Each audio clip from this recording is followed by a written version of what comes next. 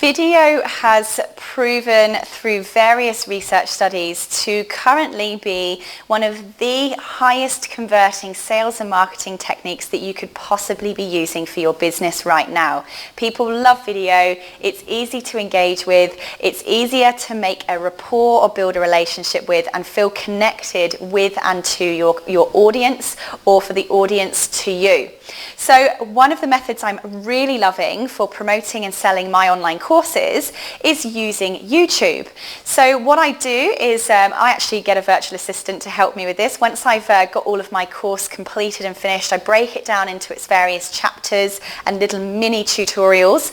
I upload all of them to YouTube. Most of them I have on an unlisted method, unlisted platform, which means that it's not publicly available. Obviously that would not be good. If you're selling your course somewhere, don't put the whole thing on a free platform, because somebody who's bought it might find that are going to be really annoyed with you. It's also against the regulations and rules of some of the online learning platforms. For instance, if Udemy saw that you were selling a course on their platform and they found it for free on a YouTube platform, they would possibly take your course down because it's against their rules. So be careful about that. But you can certainly upload tasters of your course. So what I would do is choose my favorite ones and release some of them over a period of time. So turn them from unlisted to public. And there are some certain rules to follow when it comes to our YouTube videos if we want to optimize those to convert as best as possible for us.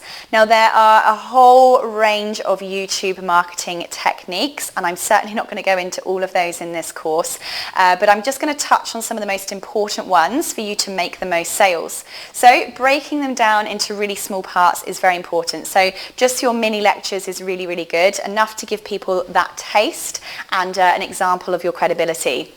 Next is making sure that you've got the right title and subtitle. Now, in an earlier lecture in this course, I talked to you about that. The exact same rules apply with YouTube. So making sure that it's results focused, it's got a very clear topic, and it's very, very specific about the type of result that's going to come from that particular video.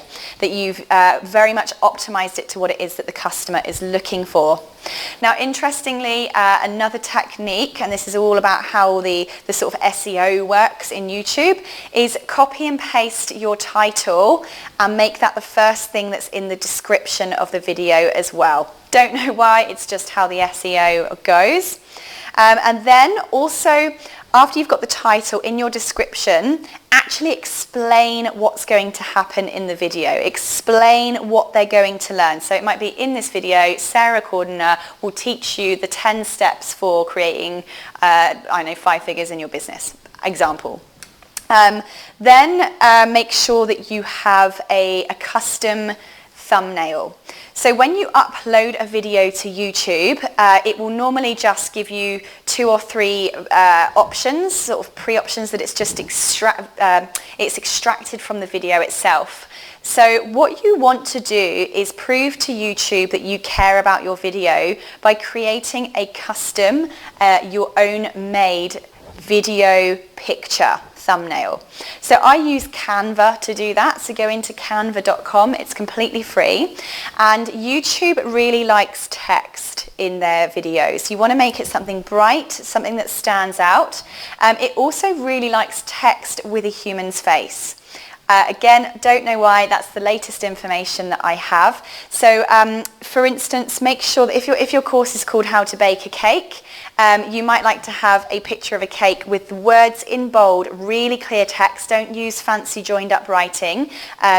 It says how to bake a cake. That just helps with conversions. I don't know why, it's just an SEO thing. So make sure that you custom thumbnail in a way that makes your video stand out over all of the others.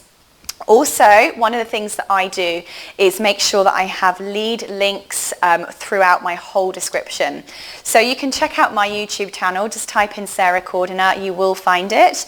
In my description, I'd have the title copy and pasted of the video. Then I would have to get more videos like this, click here. So I'd have a link. Or it might be, this is an extract from my course in the following, click here, which would then take them to the full course on my Udemy platform, for instance. Then I describe what they're going to watch in the video. Then I have the lead link again. So just in case they weren't convinced before, now they've read the description, they might now be convinced to want to find out more and go and check the course out.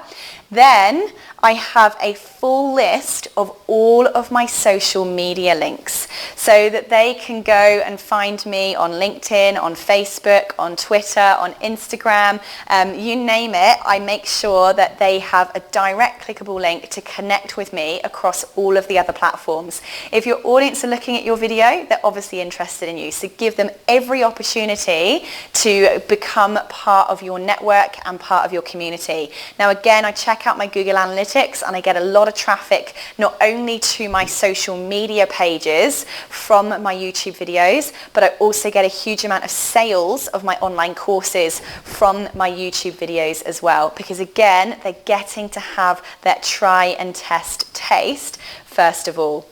Now finally, the next thing we want to look at when it comes to your YouTube courses are the tags that you're using. So making sure that the tags you put there are keywords. So again, these are related to what are your audience going to be typing in either to Google or into YouTube itself to find your topic, to find your course. Make sure that those tags are really, really relevant.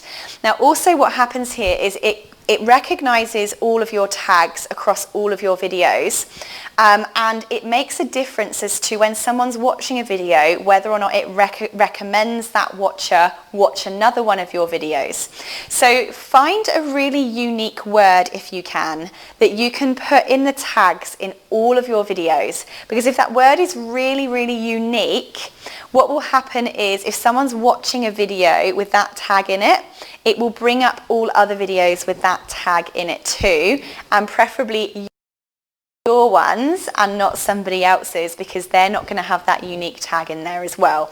So that's just a little behind the scenes SEO trick that works really, really well.